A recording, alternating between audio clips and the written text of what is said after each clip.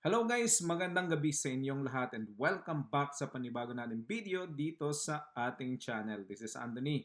Ang palagihan nyo na kasama, nakakwentuhan at ka-sharing sa lahat ng mga experience na meron tayo dito sa pag-aalaga natin ng RTL Chicken. So sa lahat po ng mga sumusubaybay sa ating mga kwento dito, maraming salamat po and thank you so much dahil tayo ay naka-reach na ng 8,000 subscribers. Kung wala po kayo, wala po yan. Thank you sa lahat ng mga sumusuporta. At sa lahat po ng mga hindi pa nag-subscribe, please subscribe this channel at malaking pong bagay ang naitutulong yan para po tayo ay maging inspirado sa pag-share ng mga experience natin sa ganitong negosyo.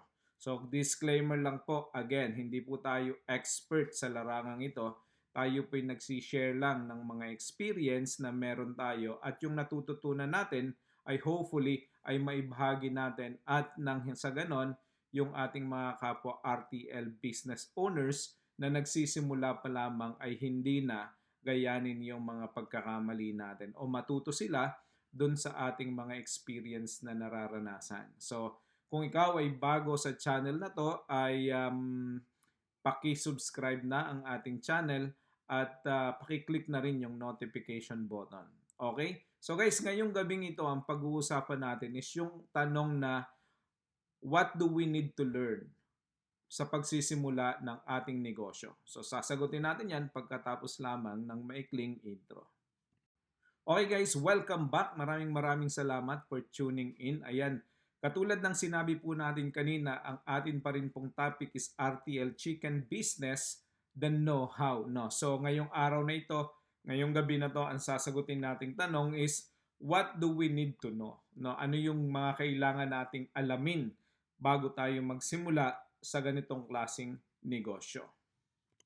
So narito po ang top 10 skills na kailangan natin para tayo po ay maging equipped sa ating pag-aalaga ng RTL Chicken. So unang-una po, ito ay nangangailangan ng technical, managerial at saka entrepreneurial skills.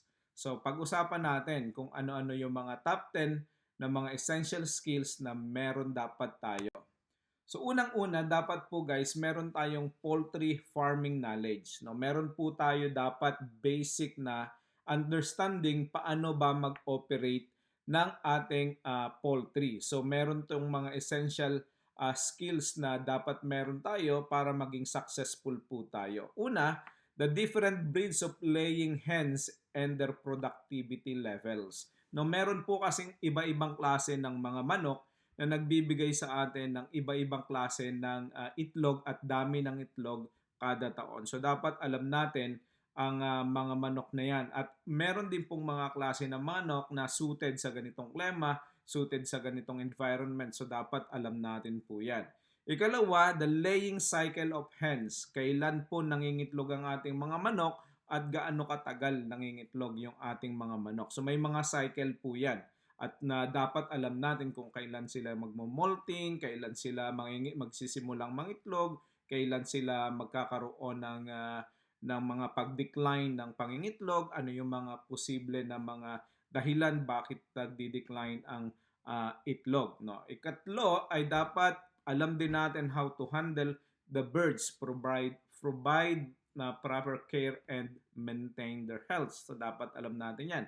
The importance of lighting and temperature control in egg production. So yung mga ito, pag-uusapan pa natin ng in-depth yan sa mga susunod pa natin mga video. So dapat at least kahit paano may idea tayo kung ano itong mga ito at paano natin gagawin itong mga to. So meron tayong dapat alam, breed ng mga laying hens natin, yung laying cycles nila, tapos paano natin sila alagaan, at ikaapat is paano yung lighting and temperature program na meron tayo dapat sa mga manok. So number 2 is business planning and management. So dapat tayo po ay well-equipped dito kasi negosyo po ang papasukin natin. Negosyo po yung pupuntahan natin. So kung wala po tayong negosyo, wala tayong skills, wala tayong business planning management, magkakaroon po tayo ng issues. So dapat defining business goal, alam natin yan. So, ngayon, nagsisimula tayo ng negosyo. Ano ba yung goal natin? So, kung 200 heads pa lang yung ating pinoproduce o 200 heads yung ating inaalagaan, ano yung gusto nating maabot, ma-attain sa pag-aalaga ng 200 heads? Nag-aalaga tayo ng 48 heads. Ano yung gusto nating ma-attain? Dapat ba kumita tayo o dapat matututo lang tayo sa 48? O kung dapat ba sa 200 heads meron na tayong kita, at the same time meron tayong pag-aaral na ginagawa. O pagkatapos ng 200 heads na to, ano yung end goal natin? Makapag-produce ba tayo ng mas maraming itlog? Mag-alaga tayo ng mas maraming hens? Ano ba yung ating goal na yung ating end goal sa pag-aalaga natin ng ating mga RTL chicken sa pagsisimula natin ng negosyo? Estimating startup costs sa dapat malinaw po yan. Kasi yung iba kasi, akala nila madali lang tong negosyo, mura lang ito at kaya nang gawin. So, dapat noon sa simula pa lang nakikita na natin magkano ba yung ating startup cost. Pambili ng land, pambayad ng pampagawa ng housing, pambili ng feeds, pambili ng manok, pambili ng mga vaccinations, pambayad sa tao, kung kailangan natin magbayad ng tao, no, kung marami yung ating aalagaan, at saka kung ano-ano pa. Setting financial target. So, dapat malinaw sa atin magkano ba yung ina-achieve natin, ano yung gusto nating maabot na financial targets. No? Kasi sa halimbawa, ang ating inaalagaan ay 48 heads, tapos ang ating financial target ay kumita ng 100,000. Parang hindi naman po yan realistic. So, dapat meron tayong financial target doon sa ating financial expenses, doon sa ating financial capital na ilalagak. Ang pinakahuli is basically creating a growth strategy. Isa sa pinakang dahilan kung bakit ang mga malalaking mga poultry, yung mga mayayaman, ay successful sa ganitong klase negosyo. Kasi meron silang pagpaplano kung paano nila papalaguin ang negosyo, kung paano nila i-expand ang negosyo. Ano yung target growth nila every year, every cycle, ano yung gusto nila. So kung halimbawa ngayon ay 48 heads ang inaalagaan mo, ang target growth mo in the second cycle is double yon. Kasi yung negosyo na, yung profit na nakinita, ay gusto mo i-reinvest. So sa susunod na cycle, meron kang double na ng number. So, 96. Sa susunod na cycle, maglalagay ka na ng 192 o 200 o 300. Depende sa iyong growth plans. No? Dapat meron kang plano kung paano mo papalaguin yung iyong negosyo. Otherwise, kapag wala niyan, sigurado ako, pagka kumita ng konti yung negosyo mo, tapos ginastos nyo mo, sa susunod na cycle, wala ka ng kinita, wala ka ng tubo, wala ka pang puhunan sa susunod mong cycle. Number 3 is market research and sales strategy. No? So, marami po kasing mga kababayan tayo na nanonood ng mga videos natin, nakita na medyo maganda to, profitable, kaya ng budget, pwede magsimula. Ang problema, walang market research and sales strategy. So, yung iba po kasi sabi nila ay konti lang naman kayang ibenta. Totoo naman yon. Pag konti lang ang iyong alaga, kayang-kayang ibenta. Pero pagka nag-scale up ka na, ano yung market research mo? Ito bang lugar na pagdadalang ko ng aking mga produkto ay walang masyadong competitors, o kung may competitors man, magkano ang benta nila ng kanilang itlog, magkano ko pwedeng ibenta ang aking itlog, at kaya ba sa ganitong klase ng presyo, magkano ang aking tutubuin, at kung may tubo ako, magkano yung aking tutubuin. Yung tutubuin ko ba ay kayang i-sustain yung expenses sa operating cost ng ating farm, ng ating poultry. Sales strategies. May mga tao kasi na basta na lang, hindi inaaral at hindi tinitingnan kung paano to. So, dapat matutunan natin yan yung ating target customers, tapos who needs RTL chicken kung gusto natin magbenta ng RTL chicken, o kung gusto natin na magbenta ng itlog. Study competitor pricing, like I said earlier on. Develop a sales strategy such as direct farm sales, online marketing, and partnerships. Eto, malinaw dapat to. Consider additional services like delivery or bulk discount to attract buyers. So, may mga ganito na pwedeng per tray lang ang benta mo sa farm. Mas malaki kikitain. O pwede din na bulk naman yung iyong pagbibenta. Mas mura ng konti, bigyan mo ng discount para mas mabilis mabenta yung iyong mga produkto. Financial management. So, isa sa mga pinaka-importante ay meron kang financial management. Kasi kung wala to, mabilis malugi ang ating mga poultry. So, ito yung mga nagiging downfall ng karamihan sa mga small farmers na katulad ko. So, running poultry business without proper financial tracking can lead to losses. Key financial skills includes, no? Budgeting. Magkano ang budget, yung allowable budget mo sa isang cycle. Kasi minsan, katulad ko, halimbawa, pag umuwi ako ng Pilipinas, napapa-over budget ako kasi may mga nakikita ako na mga gusto kong i-improve, i-reinvest ko yung kinikita hanggang sa yung tinutubo nung huling uwi ko ay negative 35,000 ako kasi nag-invest ako ng panibagong breeder pens at kung ano-ano pa, no? So dapat merong kang target na gasto sa budget para malaman mo kung hanggang saan lang dapat yung ginagastos mo. Ikalawa, dapat may record keeping ka kasi dapat natatrack mo yung expenses mo at saka yung kita mo. Magkano yung kinikita araw-araw, magkano expenses araw-araw. Cost analysis, importante to guys. Kasi minsan pabago-bago ang presyo ng itlog, pabago-bago ang presyo sa market. Hindi naman tayo nagbabago yung ating mga costing, no? Yung presyo ng feeds, magkano na ba? Pataas ba ng pataas yan? Magkano na ang presyo ng tray? Magkano na ang gasolina? Magkano na ang bayad sa tao?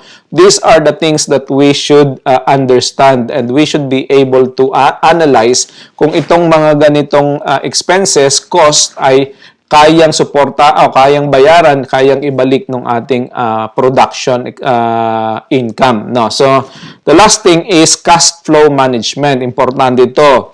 Magkano yung cycle ng pera na pumapasok at lumalabas sa iyo. Dapat maayos yung cash flow.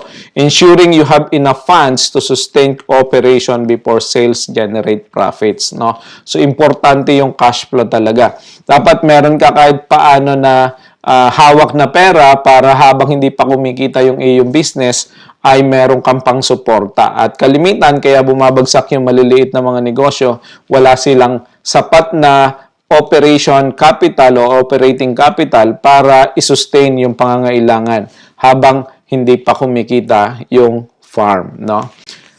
Panglima, animal health and biosecurity. Napag-usapan na natin ito sa mga videos before, no? Kailangan at importante kasi ito yung pinakang puhunan natin. Yung ating pera na ginastos is nakalagak doon sa ating mga animal, na sa ating mga chicken. So kung hindi tayo magkakaroon ng maayos na plano kung paano natin papangalagaan yan at kung paano natin maiiwasan na magkaroon ng sakit yung mga yan, doon tayo magkakaproblema. So implement strict biosecurity measure, importante yon. Ikalawa, vaccine chicken kapag kakailangan. O kung wala naman at dumating na sa inyo yung mga manok ninyo na 16-week-old na, so dapat kompleto na ang vaccines niyan. So dapat ang kukuhanan nyo ng mga manok is yung legit na mga supplier. Kung hindi, magkakaproblema tayo dyan. Ikatlo is regularly check birds' health. So kayo, on hand kayo dapat, o kung wala man kayo doon, dapat lagi nyo sinasabi sa tao. Kung kayo katulad ko ng isang OFW, sinasabihan nyo lagi ang tao, ini-instructan ng tao na i-check ang ating mga manok, kung ito ay sinisipon, kung may signs ng pagkakasakit, at kung meron man, alisin agad, no? At ihiwalay at gamutin agad. Consult a veterinarian. Importante ito kung hindi ka pamilyar, wala ka masyadong idea, hindi ka pa marunong sa pagtingin ng health ng mga hayop, ng mga alaga natin, dapat meron tayong at least kahit paano isang eksperto, veterinaryo na pwede natin tawagan o kaya bisitahin ng ating farm para ma-look after din yung health ng ating mga manok. Sunod, number 6, feed and nutrition management. Kaya lumalaki ang ating mga manok, kaya nangingitlog ng maganda at masagana ang ating mga manok, at kaya nagkakaroon ng magandang production is because we manage the feed and the nutrition properly. Kung wala, that is gonna be a problem. Kung yan ay medyo may kakulangan tayo dyan, pag tinipid natin ng mga manok at mumurahing feeds ang pinakain natin, unang-una magkakasakit ng ating mga manok. Pangalawa, bababa ang production natin, liliit ang mga itlog. So, hindi advisable na mura ang iyong feeds na ipapakain. Pag tinipid natin ng ating mga manok, yan yung nagiging sanhi ng pagkakaroon ng problema. So, ipakain natin yung the best possible na feeds meron sa market. At the same time, kung may mura na maganda, pwede yon. Pero kung hindi at mahal pa rin, then basically, i-calculate mo yung cost bago mo subukan na magsimula ng negosyo. So, sunod, we have kung tayo nagsisimula sa sisiw, kailangan natin yung starter, grower, at saka layer. Pero kung hindi at 16 weeks na yan dumating sa atin, importante na meron tayong maayos na laying feeds, no? At dapat ay maayos yung oras ng pagpapakain. Umaga, hapon, umaga, tanghali, hapon, depende sa inyo kung gaano karami ninyo gustong pakainin yung inyong mga manok. The importance of clean water and mineral supplements for strong, healthy hens, no? Ay palagi ko itong inire-reiterate sa lahat ng mga videos na meron tayo. Painumin ng malinis na tubig ang ating mga manok. Ang pinaka-importante sa kanila ay malinis ang inumin. Kapag po madumi ang inumin, pagsisimulan yan ng lahat ng mga sakit na pwede nating makuha para sa ating mga manok. So, dapat malinis. Dapat free of salmonella. No, dapat meron tayo niyang pinagkukunan ng maayos na tubig. Recognizing signs of malnutrition, adjusting diets accordingly. So, minsan, may mga manok tayo na maliliit. So, ang standard weight ng nangingitlog nating manok is 1.2 to 1.5 kilogram. So, kung medyo mababa sa 1.2 ang inyong mga manok, medyo ihiwalay nyo siya, pakainin nyo sila ng mas ibang feeds. Like, for example, ibalik nyo sila sa grower para tumaba sila, o kaya pakainin nyo sila noong pre-starter o noong starter kasi mas maraming nutrients yung mga starter feeds na yan. May gatas, may protein at kung ano-ano pa para medyo tumaba ulit ang ating mga manok, makahabol at makapangitlog ulit ng mas maayos. Kasi ang healthy na manok, healthy ang itlog na pinoproduce at mas marami. Siyempre, mas mabilis mangitlog at mas malimit, no? Number 7, operations and farm management. So, napaka-importante nito, guys. Hindi ko talaga ma-reiterate na tayo dapat ay maayos ang ating farm. Kahit na maliit yan, kahit simple, pero dapat maayos. Setting up proper housing, adequate space, ventilation, and lighting. So, pag kayo nag-iisip na maggawa ng housing, dapat ito ay labas-masok ang hangin, nagse-circulate.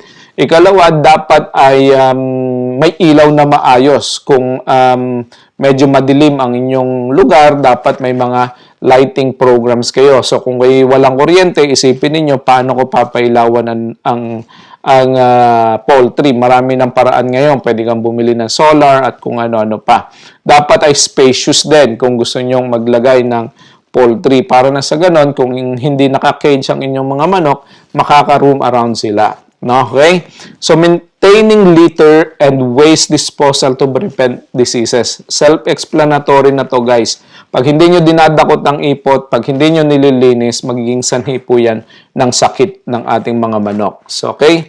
So, sunod, monitoring flock performance, growth and progress. No? So, siyempre, monitoring yung kanilang performance. Bakit ngayon 48 ang aking manok, 30 lang ang itlog?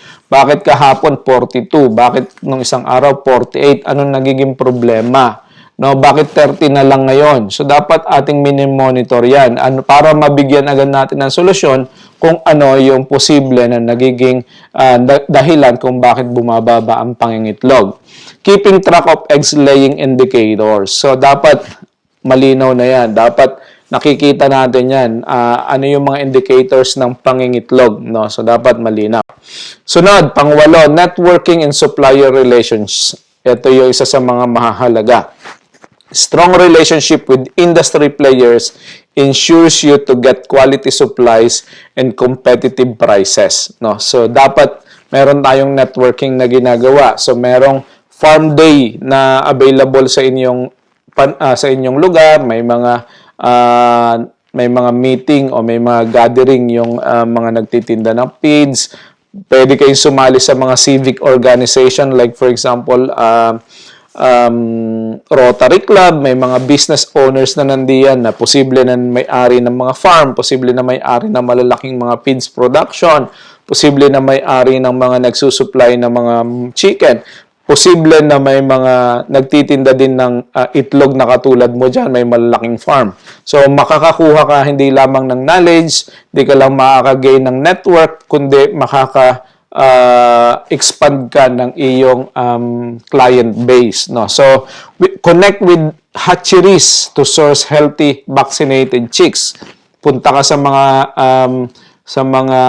Manila, laging maraming ganito, yung mga expo, no, yung mga ganito, farm expo. So kung may time ka, pumunta, mag-attend ka sa mga ganyan. Build relationships with feed supplies for quality and affordable feeds, no. So mga ganon. Ikatlo, work with veterinarians for experts advice and flock health, no. Yan. Network with potential buyers in eggs production business. So yun talaga, napaka-importante yun kasi ang ating pinoproduce ay eggs, no. Kailangan meron tayong network sa mga potential buyers, no, do sa mga potential na mga kliyente natin. Number 9, customer service and negotiations. No. Importante ito guys kasi para ma-maintain mo yung iyong daloy ng paglalabas ng mga itlog, pagbibenta ng mga itlog, dapat meron kang customer service, no, and negotiations, no.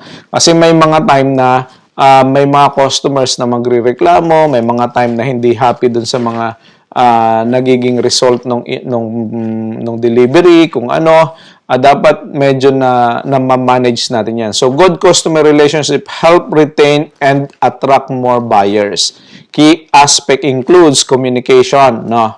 So, communicate well dun sa ating mga customers. Kung may problema, ay address agad ang problema. Being honest about bird quality or potential challenges. Pwede natin na i-disclose yung ilang mga ganyang klase ng problema kasi pwedeng maintindihan nila kung bakit tayo minsan nalilate ng pagde-deliver o kaya minsan kulang ang production para ngayon ay malinaw sa kanila. Negotiating prices effectively while ensuring profitability. So like I said, bumababa ang itlog, tumataas ang itlog. Pag bumaba ang itlog, makipag-negotiate tayo. Lalo na kung may mga competitors tayo na sobrang baba magbigay ng itlog. So, dapat marunong tayo makipag-negotiate. At the same time, hindi naman tayo nalulugi. No? Kailangan may profit pa din tayo. Offering after-sales support. No? Kung yun ang binibentahan natin, mayroong konting problema, so o kaya mayroong kailangan ang customers natin na tayo makapagbibigay, i-offer natin yung after sales support, no. So the last thing is problem solving and crisis management. Importante to guys sa pasampu na skills na dapat meron tayo. Challenges will arise in poultry business and how you handle them matters. So, napakaraming problema na pwedeng lumabas sa ating poultry. Pag walang problema, well and good, maayos ang management. So, unang-una, disease outbreaks. Isa sa mga nagiging problema talaga ng mga livestock farmers ay yung disease outbreaks. Kamakailan lamang biktima kami ng ASF, no? So, the way you handle them, the way you treat the problem, the way you solve the problem head-on, it matters, no? It gives you an edge, no?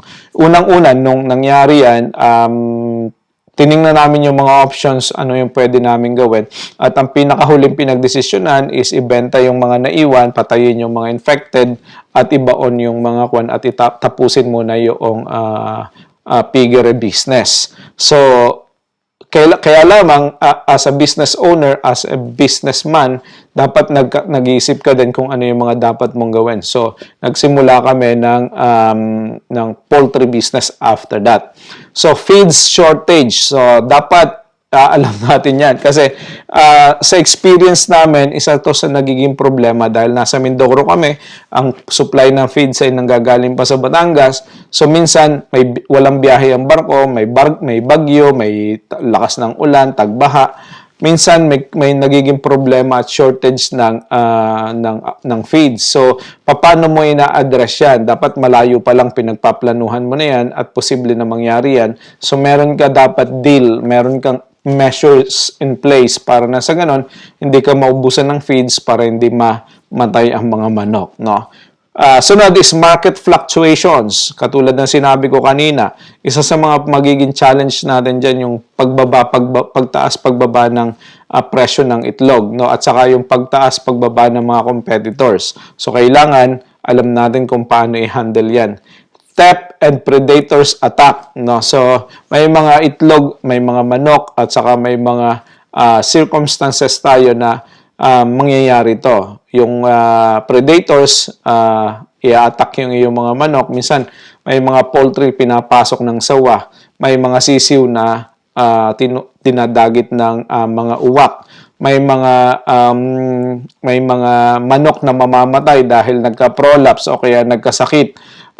Etong mga to ay mga challenges. So, kung paano natin isolve ang ganitong klase ng problema, ito yung magbibigay sa atin ng edge sa business, no? Dapat marunong tayo sa lahat ng mga to. So, guys, ito yung 10 na skills na dapat meron tayo bago tayo magsimula ng business na to. O kahit na anong business, almost parehas lang yung mga ganito na pattern, dapat meron tayong kahandaan bago tayo magsimula. So, ito is 10 lamang sa napakaraming skills na dapat meron tayo bilang isang negosyante, bilang isang farmer, para sa ganon, hindi masayang yung ating pera, yung ating tubo, no? So, thank you so much for watching. Please subscribe kung nandito pa rin kayo sa dulo ng video na to. Hopefully, itong video na to makatulong sa inyo, makatulong sa atin lahat, para na sa ganon ay maging equipped tayo at knowledgeable doon sa ating pagsisimula ng negosyo. Thank you so much, God bless, and see you all sa susunod nating mga videos. Bye-bye!